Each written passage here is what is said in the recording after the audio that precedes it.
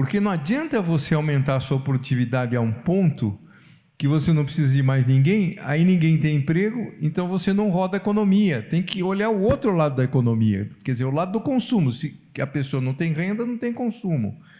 Então, essa compreensão do sistema como um todo, eu acho que as pessoas, como cidadão, às vezes não pensam. Essa é a questão, né? Na hora que tem o desemprego, alguém que está desempregado, ele deixou de ser consumidor. Ou vai deixar em breve de ser consumidor. Então, eu preciso fazer a coisa que seja bom para todos. Dependente do Estado, porque ele vai precisar do Estado. Não, mas não tem sentido jogar vai se tornar, que é um Sim, problema político. É um problema para o Estado, claro. A lei está dizendo isso, mas o Estado não faz muito bem isso também, né?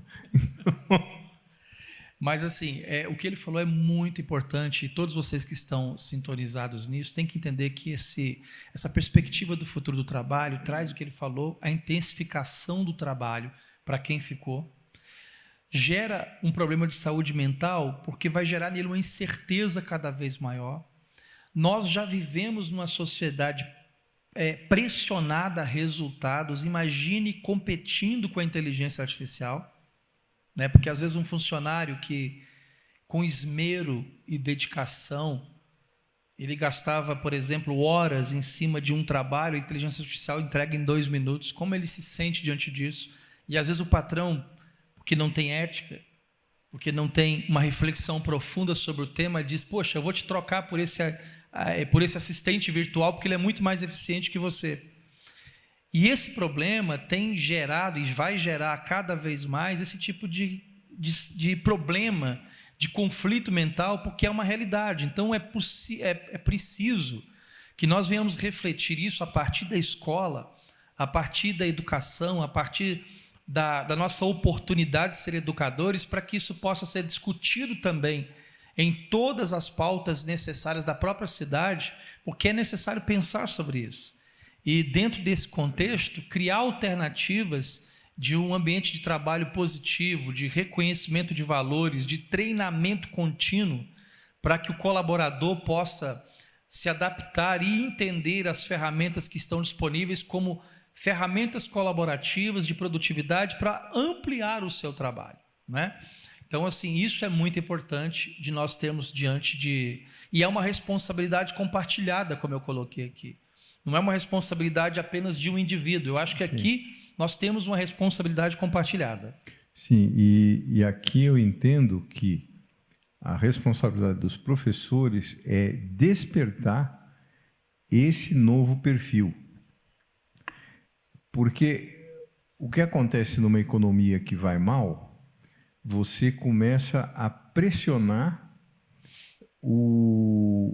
é aquela luta pela sobrevivência, né? Eu outro dia vi uma estatística, há 50 anos atrás, nos Estados Unidos, uma pessoa comprava um imóvel, o imóvel custava mais ou menos 2 anos de salário. Ele paga em 20, 30 anos, mas o valor do imóvel era mais ou menos 2 anos de salário. Quer dizer, ele ganha, sei lá, 5 mil, 50 mil, 60 mil, 120 mil era o preço do imóvel para quem tem um salário de 5 mil, era isso. Hoje, ele vale 8 a 10 anos de salário.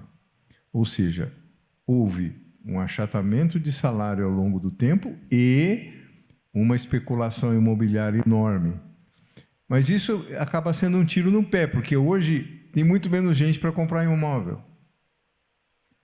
E gera depois problema na economia, porque, aliás, 2008 foi isso, né? Essa bolha foi por causa exatamente disso. Essa bolha foi exatamente disso.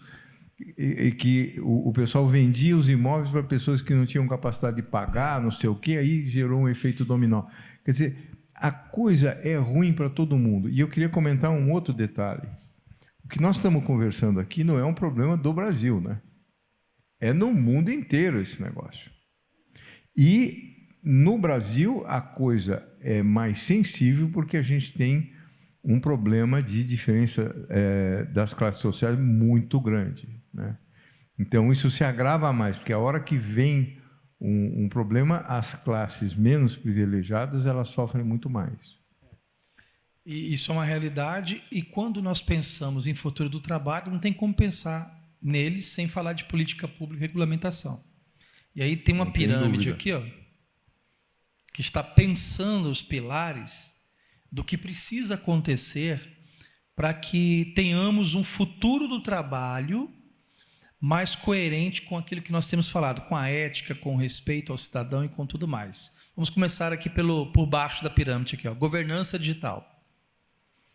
Isso é uma coisa que já está sendo discutida em vários países do mundo, e aqui no Brasil também, tem até uma comissão na Câmara dos Deputados discutindo esse assunto, que é da governança digital.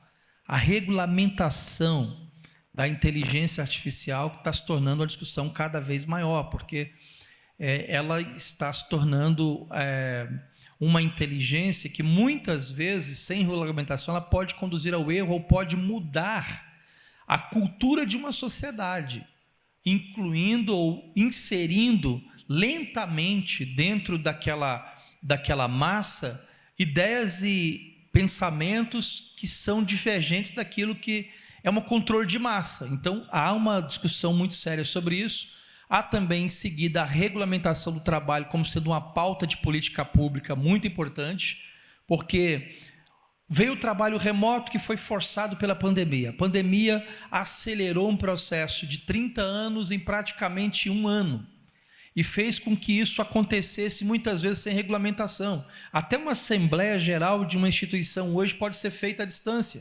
Isso é fruto do que nós vivemos da pandemia do Covid-19. Só que agora a discussão é como regulamentar esse trabalho, que tipo de proteção o trabalhador precisa ter quando trabalha em plataformas digitais, porque isso é uma discussão especialmente em alguns países como Índia, que o trabalho é usado de forma quase que escrava digitalmente para vender para outros países. O desenvolvimento de mecanismos de segurança por causa da privacidade de dados.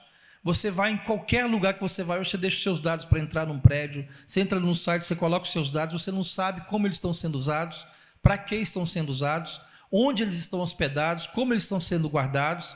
E embora esteja em evidência no Brasil a lei da LGPD, ainda não é um conceito cultural dentro do Brasil, ainda é uma coisa que precisa ser desenvolvida.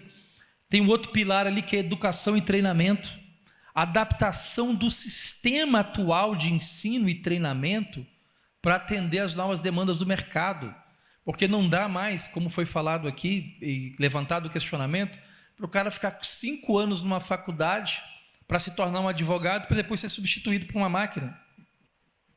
Não dá. É preciso adaptar, é preciso que a educação e o treinamento sejam adaptados para essa nova realidade. E no topo da pirâmide, a proteção social, que advém da modernização desses sistemas que nós já temos para atender às novas demandas do mercado, e é uma realidade preocupante também.